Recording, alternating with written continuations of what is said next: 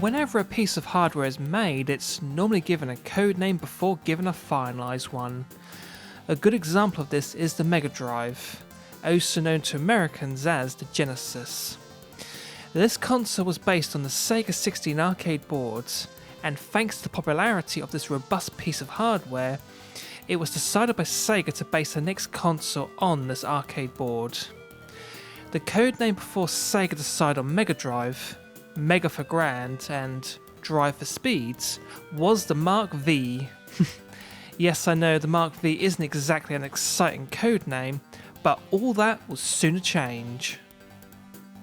After the Mega Drive / Genesis, Sega decided to use the names as planets as code names for all their future home gaming hardware. The first of these projects was Mercury. Now, Mercury was the code name for the Sega Game Gear. Essentially, this handheld was just a portable Sega Master System, and with a special adapter, it could in fact play Sega Master System games, along with its own library of Game Gear games. The Game Gear was Sega's answer to the Game Boy, and if judged only on its own, then the Game Gear was a limited success, and sold more than 11 million units in its lifetime. Of course, the Game Boy sold more than 100 million units, but let's stay on topic. The next of these projects was Venus. Now, Venus was the code name for the Sega Nomad. The Nomad was a portable Mega Drive / Genesis that was based off the Megajet. Okay, what's the Megajet? Well, the Megajet was a portable Mega Drive without a screen that you could rent on JAL flights in Japan. Once you had rented your Megajet, you simply plugged it into your armrest monitor and away you go. It did come with one of 4 games, but you could plug in your very own Mega Drive games.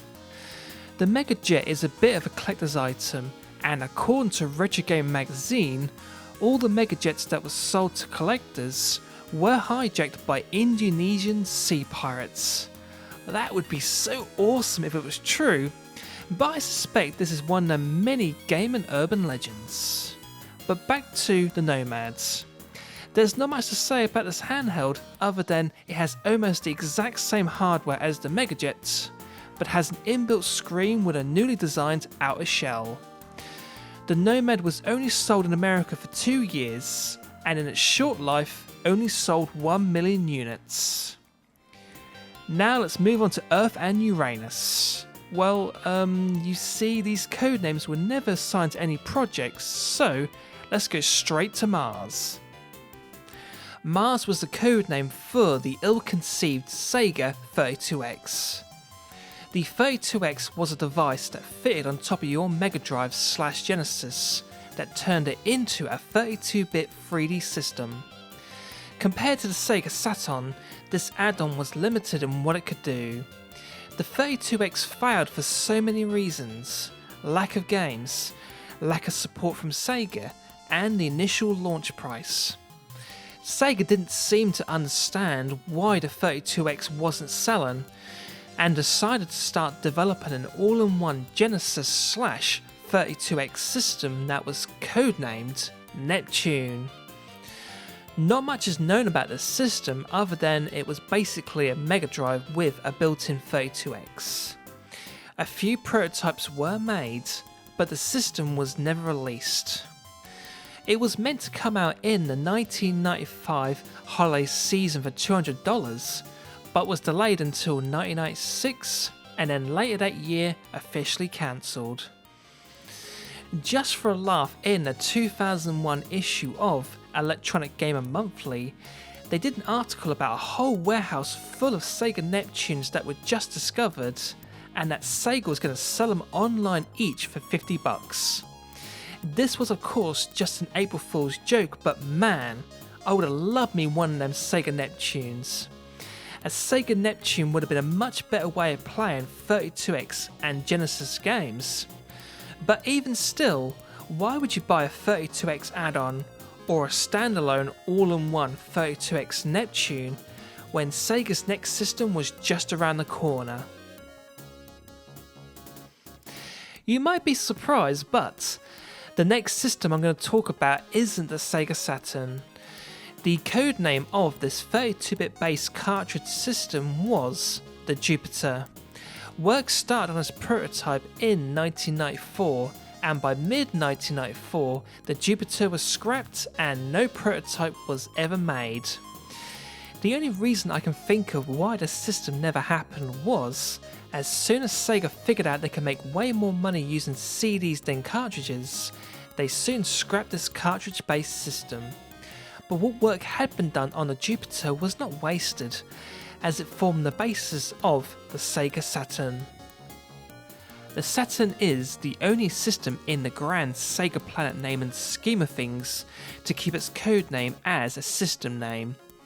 I'm guessing it started life out as the Jupiter Concept System, but was later changed to use disk-based medium when the project changed over to Saturn. There's lots of evidence to suggest this is all true, and the biggest piece of proof is the cartridge slot on the back of the system. The cartridge slot was never used for games, but was used for many other things like the memory card, cheat and import cards, and the Sega Netlink adapter. As far as I know, the card slot was never used for anything else. The system itself is an unusual design, as it was built with off-the-shelf parts that were never designed to be used in this configuration, and to top it off, this system was built around 2 CPUs. Now, back in the 90s, a multi-CPU computer system of any kind was a strange thing, as all computers and consoles used only one CPU, and the Saturn using 2 of them made it very hard to program for. If Sega had developed its own software library from the start, like Sony did with its PlayStation, then things might have been different for the Saturn. In short, the Saturn is a strangely put together system with 2 CPUs that had to be used in tandem to get any sort of decent graphics performance. And to top it off, there was no software and limited documentation to help developers get to grips with this strange piece of hardware. This did change later in Saturn's life, as Sega Rally was created from Sega's own software library, but this was too little too late to save the Saturn. But before the Saturn was discontinued, there were 2 projects that did make use of the moons of Saturn as codenames. The first of these was Titan, which is the codename for the STV, the Saturn Titan video system. This system is a Sega Saturn, but designed to be used in the arcade. The biggest difference to this system over the Saturn was that it used cartridges over CDs.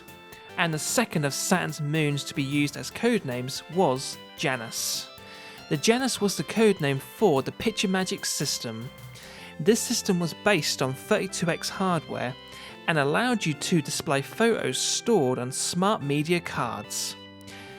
With the included touchpad, you could overdraw, reshape and enhance your photos. And the last planet that Sega used as a codename was Pluto, and Pluto is just a prototype Sega Saturn with an inbuilt Sega Netlink. And that concludes all the systems and projects that went under planets as codenames. But there's still one unresolved question. Why did Sega stop using planet names as codenames for all their systems in development? I don't know, but if I had to guess, I can think of 2 reasons. The first one was they simply ran out of planet names to use. And the second one is the whole planet naming thing kind of became a joke, considering that most of these codename systems were never released, or were unsuccessful if released.